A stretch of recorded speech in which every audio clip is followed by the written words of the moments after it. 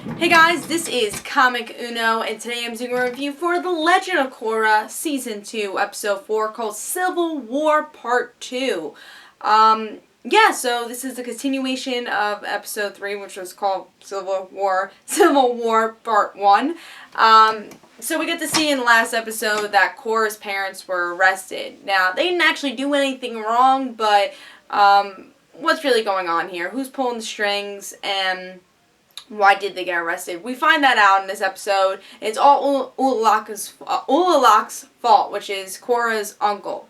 So we get to see more of his motive, and we all knew pretty much. I think all the viewers knew that he's not a good guy, and we officially learn he's not a good guy in this episode. And then we actually get to see the Avatar group again, the Avatar team.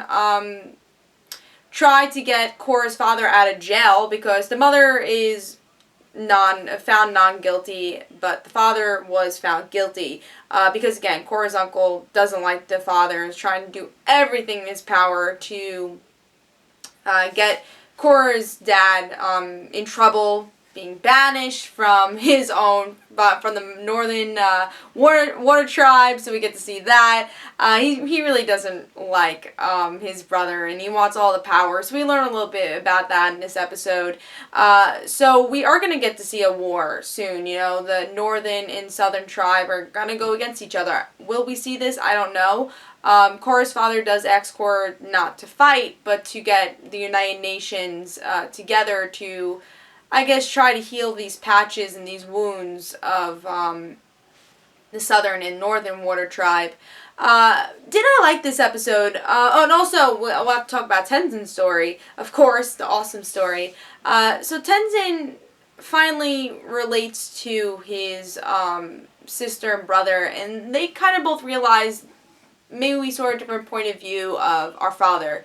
And it doesn't mean that we should hate each other. We should love each other for this. And even though we maybe were grown up differently because one's a waterbender, one's an airbender, it doesn't mean they don't love each other. And maybe they annoy each other sometimes, it doesn't mean they don't love each other. So that story kind of comes to a fold, and now we'll see them maybe more as a brother and sisterly relationship, which I'm very excited for. And then we see the parallel of Tenzin's family having that same parallel, but in a different way. And that's how Tenzin kind of learns more about his family and how to relate to his family.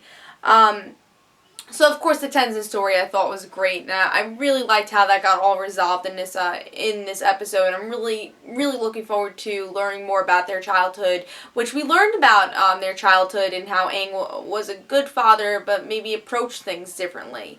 So I'm really excited to see more of that family dynamic, and maybe it was a good thing that we got to see Tenzin have a little breather from Korra to really explore his own story and Aang's story. So if you're a big Last Airbender fan, I think you're going to really like Tenzin's story, and I think, I'm sure we're going to see Tenzin and Korra kind of clash together and come together again.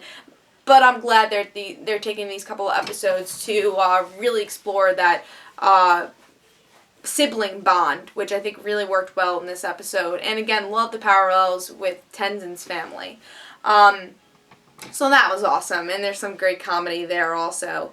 And Korra actually was pretty good in this episode, she is that rash Korra that we all fell in love with in Season 1, but not, there is a thin line between annoying Korra and rash Korra, and we finally got that rash Korra, I think, that we all loved, someone that wants to do and have the action, and after she does the action, she kind of realizes, I don't think I did the right thing here. And I think we do realize that here, but she's doing it for love. She loves her father. She wants to protect her father. And after she learns what her uncle's all about, she just wants to protect her father even more. And I think she really is going to follow more of her father's ruling after this. Say, all right, I'll go find the United Nations guy. And finally, we're going to, I think, go to a journey, and I'm glad, because we found that war story already with Amon. We had that war story, loved that war story, but I want to see a journey story that we saw with Last Airbender, and maybe have really good character moments. And I think in this episode we had some good character moments with Korra, and again, especially Tenzin's family, and I guess Korra and her family. It's a very family dynamic episode.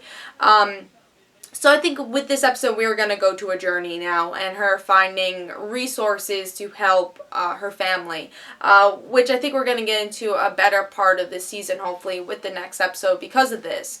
So I really did like that. I think we, again, got to the better half of Korra. We got the Avatar team back, which was great. Sami was in this episode, which I know a lot of people missed. I know I missed her character. I feel like she's something that was very missing with season 2, and it's cool to see her in action.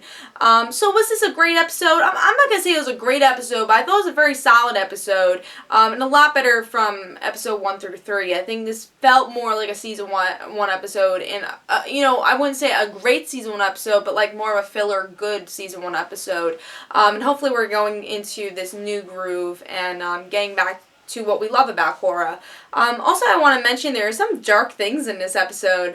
Korra's father actually got the death sentence in this episode, and when I saw that, I was like, whoa, this show's going pretty dark. I mean, obviously Korra's known to go dark, even though it's a kid's show, and when you see the guide, it says children. But that's kind of dark for Korra, and I'm glad they obviously didn't go that direction, but even referencing it was pretty dark and a big theme.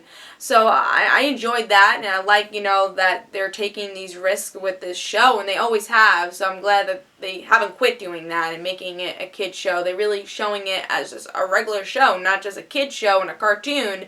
They're really taking the story as a normal television show, and I like that they're doing that. So I liked it. This was a good episode. I think this was definitely one of the better episodes from the season, and I think, what they're doing here more is patching the wounds and looking into the characters, and really hopefully going into another journey for season 2, kind of making another story for season 2. Forget about the whole war thing. I'm hoping it's less about the uncle and more about let's get help to help my family. Yeah, the uncle is the villain, but he's not going to be Amon, so I don't want him to be the total focus. But yeah, I thought this was a better episode, so definitely I'm looking forward to next episode and next couple episodes, and we'll see where it goes. Hope you guys enjoyed. This is Comic Uno and this is Comic Uno, and guys, don't forget to follow me on Twitter for Comic Uno and the Rant Situations, and guys, don't forget to like me on Facebook, and I'll see you guys later. Bye.